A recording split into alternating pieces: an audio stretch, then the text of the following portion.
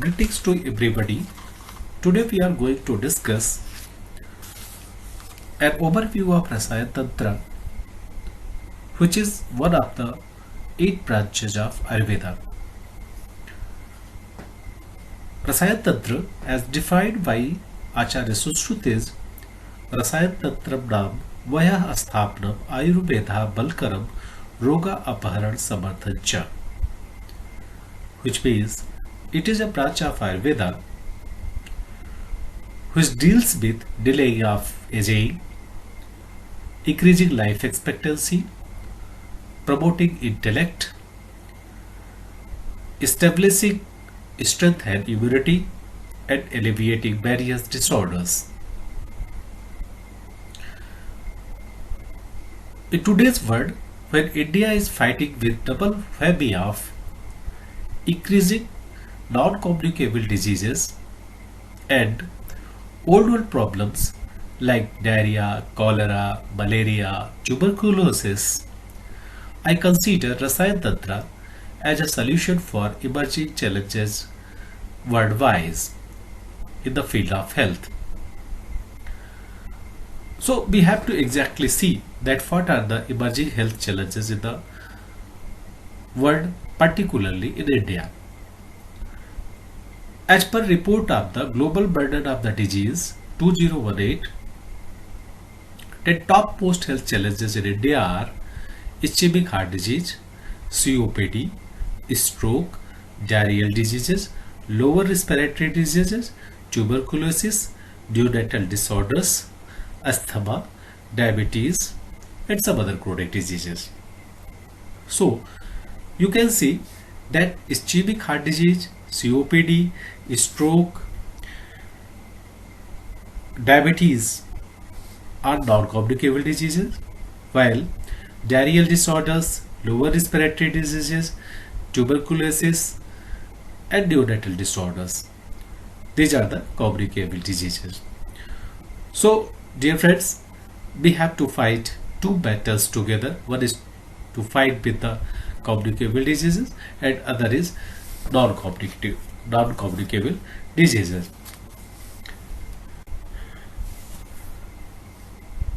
This figure represents the millennial Preston curve from Dayton 2004 paper on health in age of the globalization. What do you see in this figure? You see that this figure is a graph. It has two axes. One is the x-axis and other is the y-axis. You see that on x-axis is represented by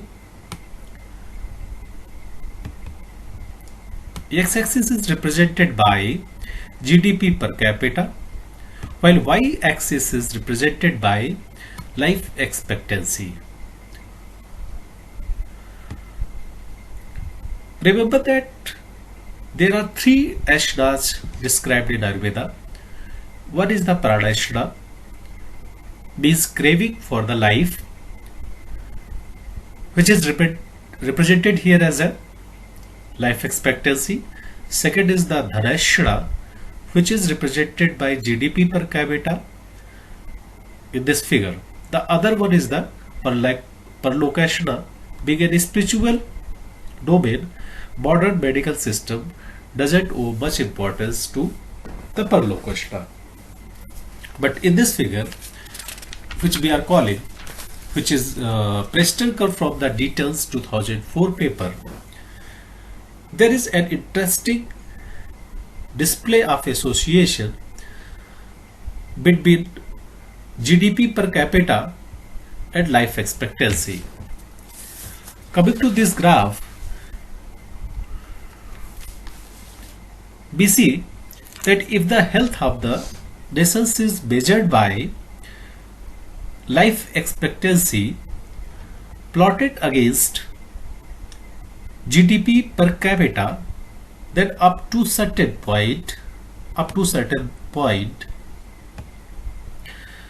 there is a sharp increase. There is a sharp increase. You can see that from this place to this place, there is sharp increase, which means that life expectancy can be increased up to this point even with the modest increase in the GDP. You can see that up to this level, the countries that are in this zone are basically Botswana, Namibia, South Africa, Nigeria, Bangladesh, Pakistan, and Indonesia. These are the countries which are mostly suffering from the communicable diseases, from the infectious diseases. So, with little investment of the GDP, the condition can be improved and life expectancy can be increased. But after a certain point, you find that this graph is getting flattened. You can see that after this point, this graph is getting flattened. It represents that even to achieve a slightest increase in life expectancy, you will have to invest a lot from your GDP. That means the slightest increase in GDP is not going to make much difference. Now coming to this graph, we will see where does India lies. So India lies at this place. You see that this is the junction after which the graph is getting flattened. That means from this stage onward, if we have to increase our life expectancy, we will have to increase our GDP multiple times. Now in a developing country like India, where we have to answer the double whammy of the diseases, we can afford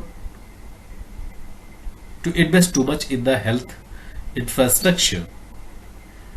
Therefore, we have to find out the alternative ways of promoting health and preventing the diseases. One of the cheapest approaches by which this can be achieved is investing human effort, finances, and health facilities into promotion and practice of Rasayan Tantra.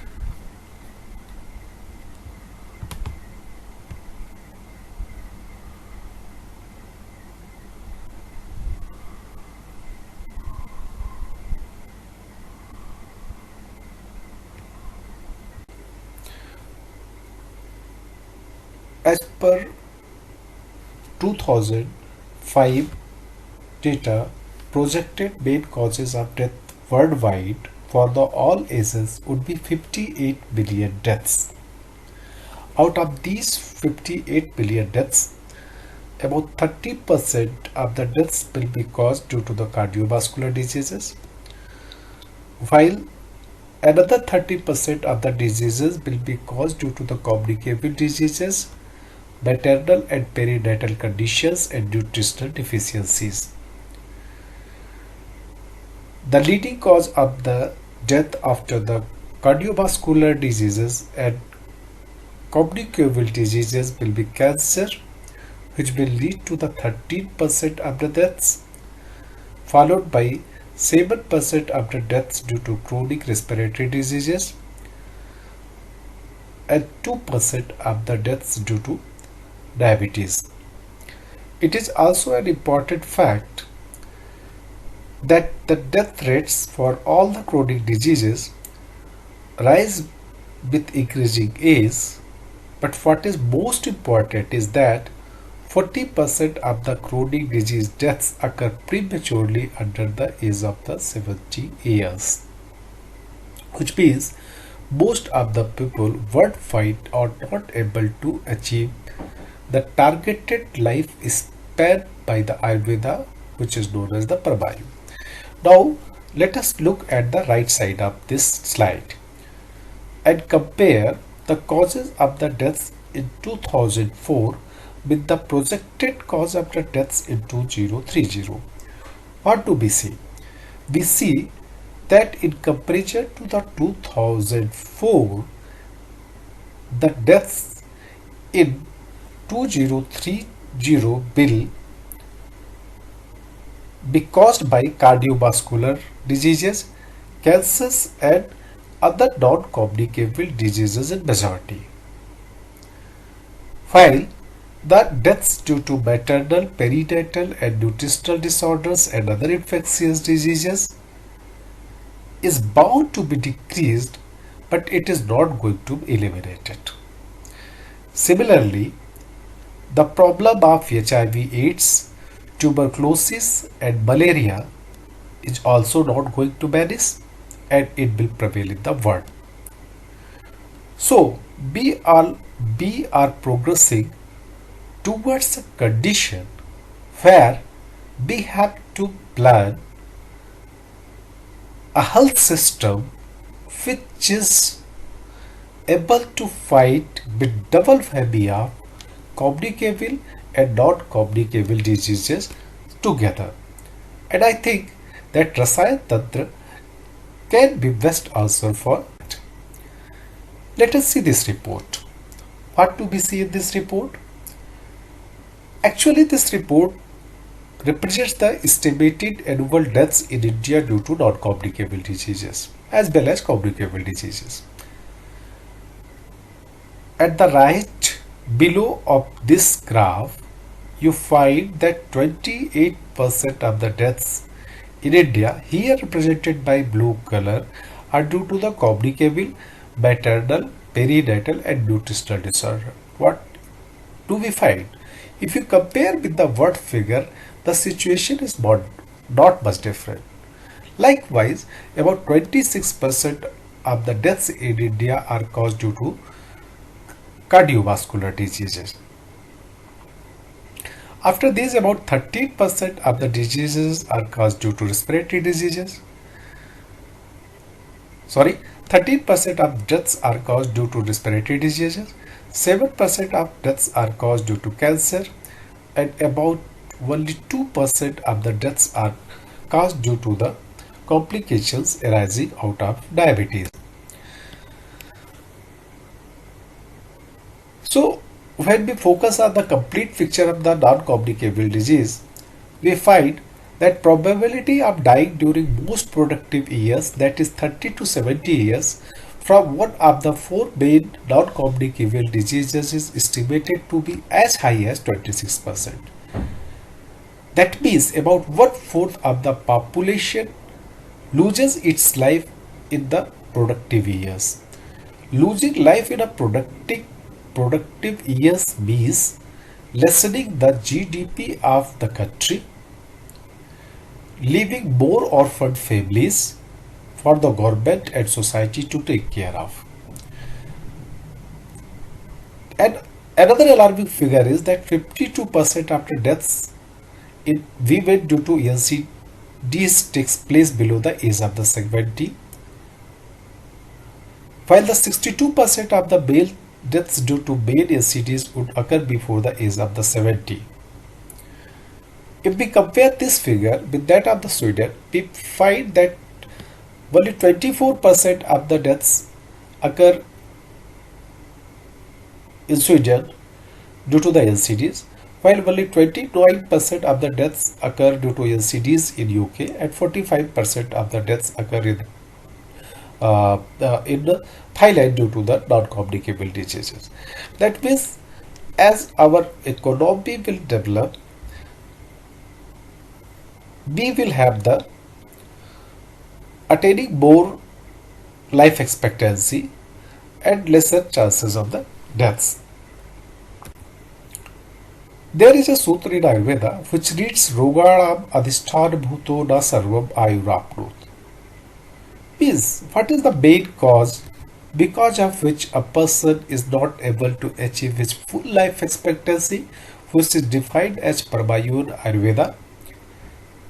It is answered that it is due to the diseases. And if we look at India figures, we find that about 785 male deaths are there on every 10,000 population, and when we break it up into the various causes, we find that out of these 785 male deaths on every 10,000 population, about 349 persons are dying due to cardiovascular diseases, 189 persons are dying due to chronic respiratory diseases, 80 people are dying due to cancer, and about 30 people are dying due to diabetes.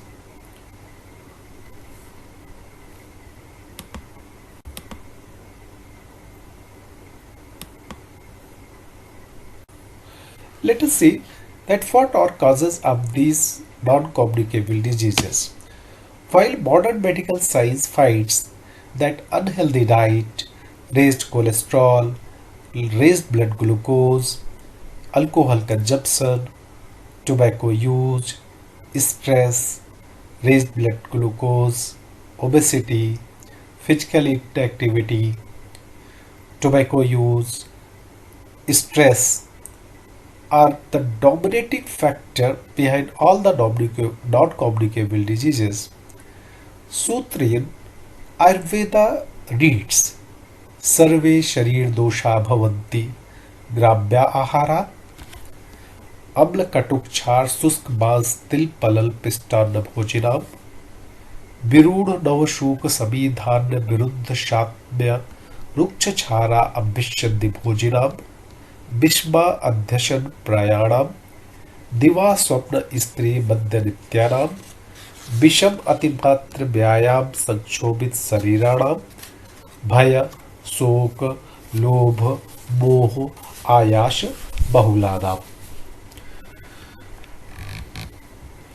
It is actually an equivalent parallel paradigm to the pathology in modern medical science. As per Ayurvedic principles, the predominant factors behind all the bodily diseases are first Grabya Aharat, be settled colonies like villages and cities. Then practice of taking excessive amla, katu, char, be sour, bitter and alkaline rich food, susk baz, dried and frozen meat, til, palal, pistarna bhojana, be seasoned, fried items and stuffed food. Then birud, no, shuk, sabi, dhanya, means germinated cereals and pulses. Viruddha Ashatmya, the diet that is incompatible and contradictory in nature. Rukcha Char Abhishyandi Bhojana, dried, alkaline and sticky food items. Bishma Adhyashan Prayanam, irregular diet and taking diets after diets, that is the binge eating. Diva Swapna Istri Madhya Nityana means overindulgence into daytime sleep, seeking excessive sensual pleasures